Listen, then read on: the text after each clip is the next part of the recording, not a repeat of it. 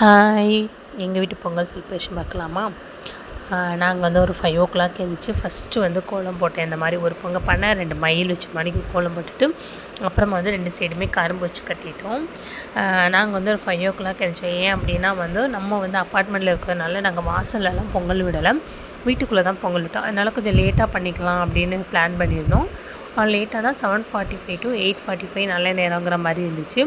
அதனால் குளித்து கோலம் போட்டுட்டு ஃபஸ்ட்டு வந்து பொங்கப்பானையை தான் நான் ரெடி பண்ணினேன். இந்த பொங்கப்பானையில் ஒரு சில மஞ்சக்கிழங்கு தோகையோடு கட்டுவாங்க.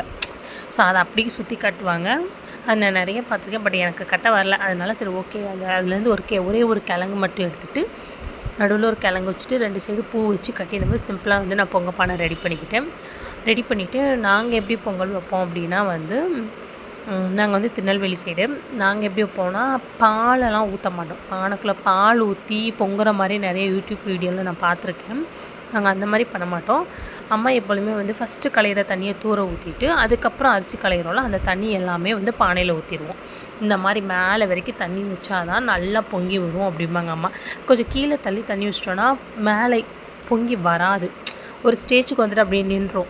அதனால் அம்மா எப்போதுமே அந்த பொங்கப்பானை கழுத்தளவுக்கு தண்ணி வைக்கணும் அப்படிம்பாங்க. அம்மா சொன்ன மாதிரி நான் பண்ணேன்.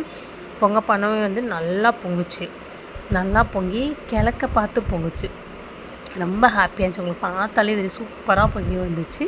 பசங்களுமே இருந்துச்சு, குளிச்சு ரெடி ஆகிட்டாங்க. ஸோ நாங்கள் வந்து ஒரு 8:45 வந்து சாமி கும்பிட்டு முடிச்சிட்டோம். பொங்கல் வச்சு சாமி கும்பிட்டு முடிச்சாச்சு. நீங்கள் எத்தனை பேர் எந்த டைமில் பொங்கல் வச்சிங்க, எப்படி செலிப்ரேட் பண்ணிங்கன்னு கமெண்ட் பாக்ஸில் கமெண்ட் பண்ணுங்கள். இந்த வீடியோ பிடிச்சிருந்தேன்னா லைக் பண்ணுங்கள், ஷேர் பண்ணுங்கள், சப்போர்ட் பண்ணுங்கள். உங்களுக்கு வந்து பெஸ்ட்டான ப்ரௌனி குக்கீஸ் இதெல்லாம் வேணும்னா நம்மளை கான்டெக்ட் பண்ணலாம். ஒன் டைம் ட்ரை பண்ணி பாருங்கள், கண்டிப்பாக உங்களுக்கு பிடிக்கும். பாய்.